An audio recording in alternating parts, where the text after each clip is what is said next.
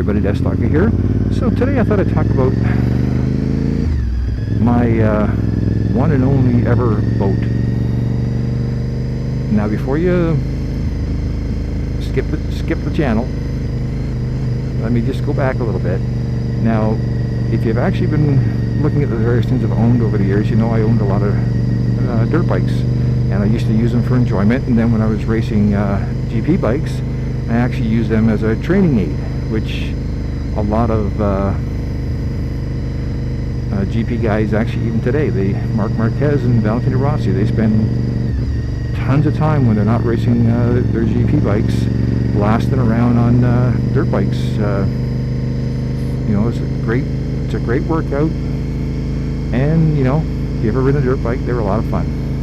Unfortunately in Canada, unfortunately in Ontario, they made owning and operating dirt bikes expensive, you know, with the mandatory insurance and licensing and all that crap, and they pretty well killed the industry. There's a small group of hardcore people that are still riding, but the vast majority of people who you know used to buy dirt bikes for recreation are long gone.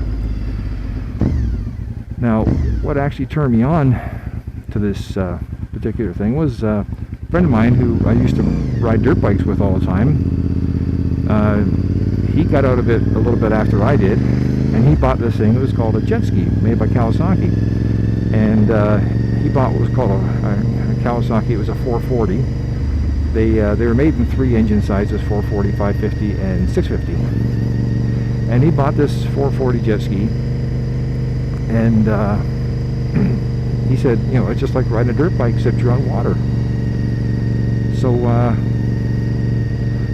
I got talking to him, and he was sort of telling me how much fun they were and all that sort of stuff. And I thought, okay. So I started looking around and talking to a few people. And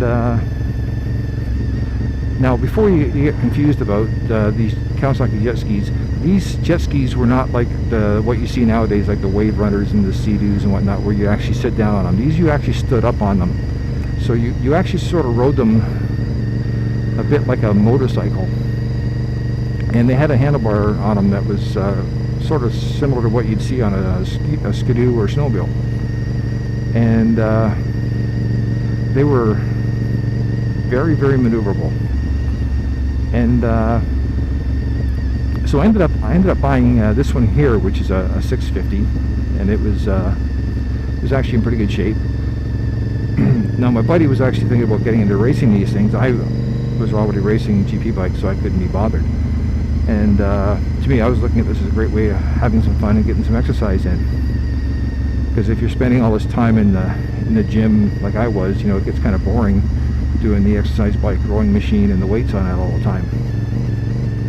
So I bought it, and my brother actually bought one as well. He bought a 550, and off we went to the Grand River near Dunnville, near the Dunnville Dam, to learn how to ride these suckers. Now, we'd all water skied and stuff like that, so we figured it wouldn't be that hard. Well, let me tell you, the first time you got on these things, they were incredibly tippy, and it was a bit of a challenge to get on it and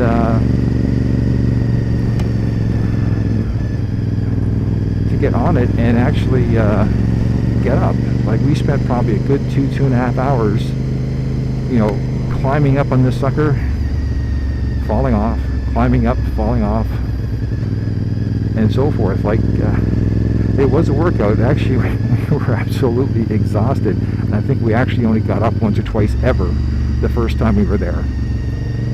And we came back a couple days later, and within about 5 minutes we were up and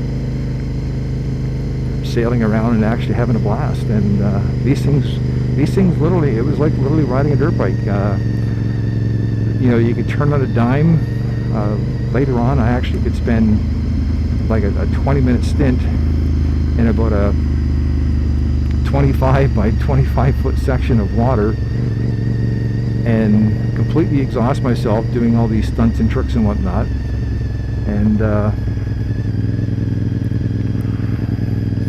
you know, people were just entertained watching this up, and the best part about it was pretty hard to get hurt. You know, like, you wore a life jacket. Just going slow here because all these leaves are wet. You know, and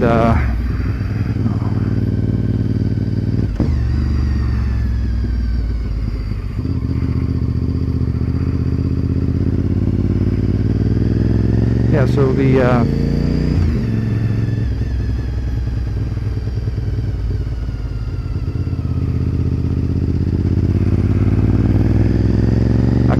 again.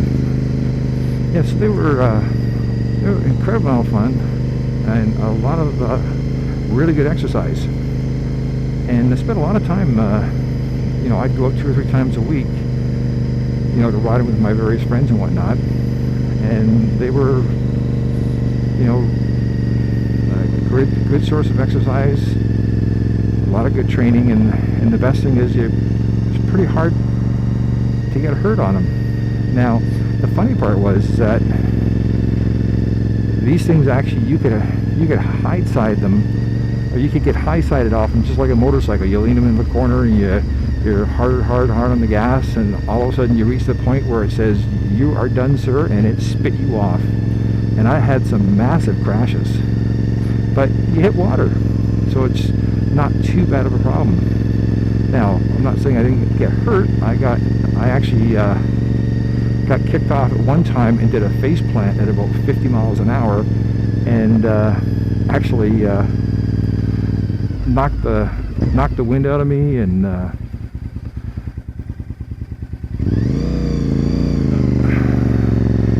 swallowed a half a river of water. But you know, for the vast majority of the time, this thing was just a blast to ride. And after, you know, a season of riding this sucker, I could actually get on it from the dock, put one foot on it, take off, go out in the lake, spin around, do all kinds of stuff, and come back into the dock and step off it. And I basically would have one wet foot from what I got on. Now, eventually what happened was the forces of evil that pretty well killed the dirt biking industry said, "Hey, we have people having way too much fun on jet skis and personal watercraft, so let's kill that happy buzz right away." And what they did basically to dirt bikes, they pretty well did to the jet ski industry as well. So you find almost no Kawasaki's and whatnot, and or I think the stand-up jet skis are pretty well extinct now. And the sit-downs, very few people buy them simply because they cost to insure and are treated just like they're a giant yacht. So it's like not what you call a lot of fun to own and operate now. A few people still have them, but they usually have them as like supplementary toys to their other dozens or so boats that they have. So anyways, let's not talk about my personal water motorcycle, which, you know, I had for a while and thoroughly enjoyed. So hope you enjoyed it. Death Stalker signing off.